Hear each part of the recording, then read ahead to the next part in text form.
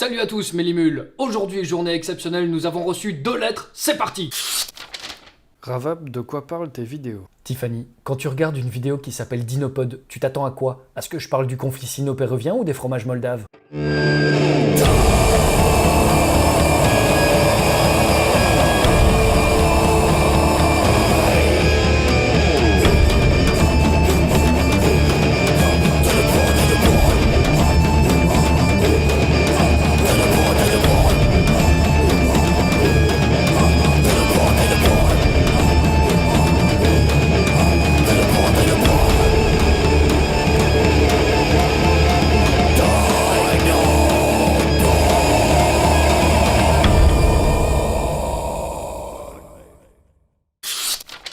Ravab, qu'est-ce qui est plus dangereux, un T-Rex ou une foule en colère? Cet homme a posé une excellente question, place à la science.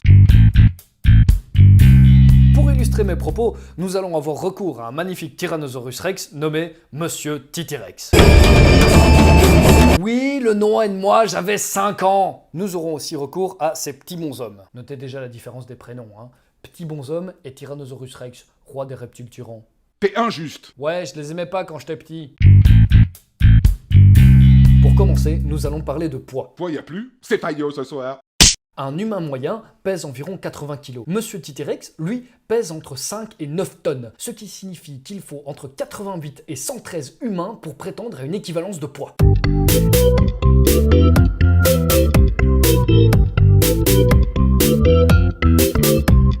Voilà, chier ton échelle.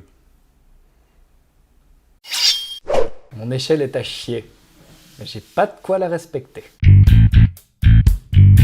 Imaginons donc que les humains sont chauds comme des hooligans de Quidditch et pas du tout impressionnés par une bestiole qui mesure 12 mètres de haut et 6 mètres de long. Nous passons donc à l'intimidation avant l'assaut, ce moment terrible où les combattants jaugent leur adversaire, l'instant où tout se joue. Démonstration. Nous allons donc dire que les humains crient pour se donner du courage. Mais Monsieur Titirex répond. Il répond. Pourquoi il ne répond pas, bordel? Il n'y a pas d'enregistrement de cri de Tyrannosaurus Rex. Par conséquent, nous ne savons pas quel était son cri. Je refuse de prendre parti pour l'une ou l'autre théorie. Si tu insistes, je te colle le T-Rex de Jurassic Park avec un miaulement de chaton. Signé ton ingé son.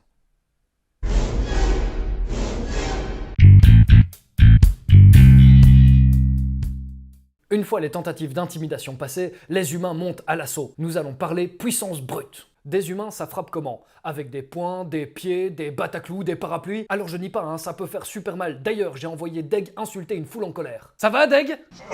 Efficace. Voyons maintenant l'arsenal de Monsieur Titirex. Pour commencer, des dents allant de 10 à 25 cm aiguisées comme des poignards. Deg? Efficace. Une petite précision sur la morsure de Monsieur Titirex. Si ses crocs sont déjà des armes de bourrin, sa mâchoire n'est pas en reste puisqu'elle peut exercer une pression allant de 3,5 à 5,7 tonnes. 5,7 tonnes! Un humain moyen a une pression maximale de 58 kg dans la mâchoire. Démonstration.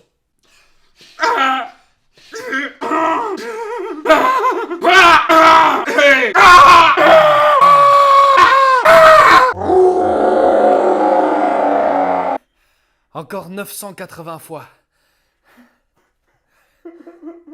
Mais c'est pas encore fini! Monsieur Titirex a des bouts de viande avariés coincés entre les dents et donc très probablement une salive empoisonnée. Si Monsieur Titirex mord, petit bonhomme random à 3,5 secondes pour désinfecter la blessure, sans quoi c'est une mort douloureuse qui l'attend. Si nous parlions à présent des armes secondaires de Monsieur Titirex, ah bah non, ça s'arrête pas là. Alors je pourrais parler de sa queue qui peut faire des ravages. Comme la mienne. Mais ça, c'est pas fait exprès. C'est pas un génie non plus, Monsieur Titirex. Faut pas croire qu'il donnait des coups de queue sciemment. Le Stégosaurus, oui. L'Ankylosaurus, oui. Le Diplodocus, oui. Monsieur Titirex, non. Parlons par contre de ses petits bras. Ils sont mignons, hein? Ouais, je sais, on dit qu'ils servent à rien, bla bla bla. Bon, c'est clair, Monsieur Titirex est une bouse au ping-pong. Il sait même pas faire un câlin correctement. Il est même pas foutu de faire 2 pompes. Mais chacun de ces petits bras trop kawaii est capable de soulever plus de 200 kg. Ce qui signifie que si Monsieur Titirex vous attrape, il vous soulève comme si vous pesiez que dalle. Car, à moins d'être un sumotori japonais ou un américain moyen, vous ne pesez pas plus de 200 kg. Il vous reste donc quelques secondes pour faire des trucs super classe, genre...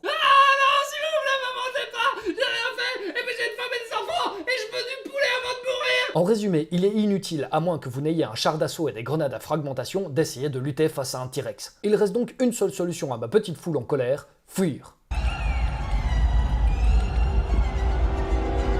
Les naïfs. Notre foule en colère n'est donc plus en colère du tout après avoir vu la moitié d'entre eux se faire dévorer, écraser, mutiler, etc. Ils courent donc en sens inverse. Parmi eux, un coureur olympique. Il se retourne lui aussi et se met à courir. Il pique le sprint de sa vie. Il court, et là, et là, et là, et là... Et là, il y a plusieurs versions. Soit Monsieur Titirex est déjà loin devant notre coureur. Soit Monsieur Titirex est juste à côté de notre coureur. Soit Monsieur Titirex est quelques mètres derrière notre coureur, mais lancé comme il est, il va falloir que le coureur soit sacrément bon en endurance. Je m'explique. Selon certaines théories, Monsieur Titirex courait à du 70 km/h. Selon d'autres théories, il atteignait un 40 km/h. Et selon d'autres théories encore, il peinait à du 19 km/h. Bien sûr, tout ceci ne s'applique qu'à un coureur olympique, parce que si t'as autant d'endurance que moi et que tu tombes en soufflant comme un gros phoque après à peine 200 mètres, peu importe la théorie, dans la pratique, t'es mort. Si toutefois t'es pas trop con et que tu maîtrises l'art difficile du zigzag, t'as une chance, parce qu'il faut bien le reconnaître, un des points faibles de Monsieur Titirex, ce sont les tournants. Note, quand tu pèses 9 tonnes, se prendre un mur, c'est pas trop un drame. Pour le mur, par contre, c'est une autre histoire.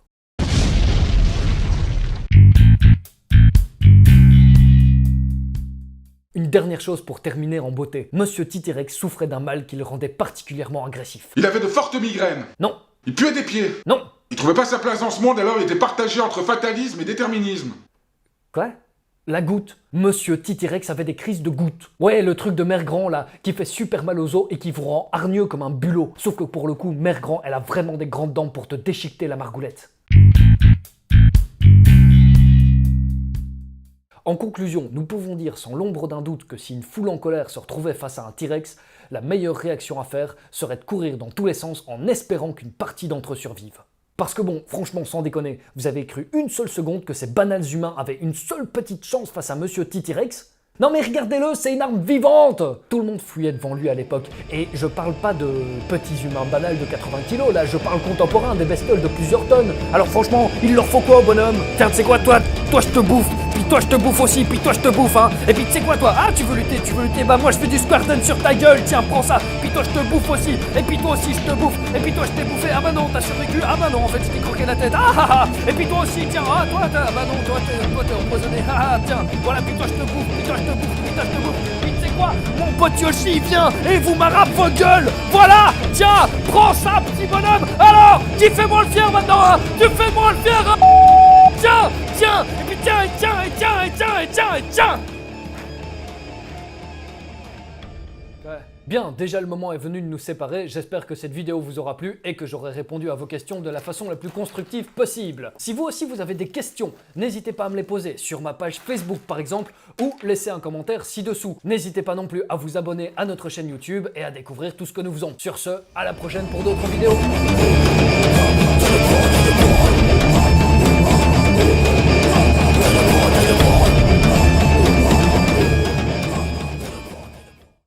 Et en fait, abonnez-vous à la page, parce que sinon Monsieur Titirex viendra vous bouffer les pieds pendant votre sommeil.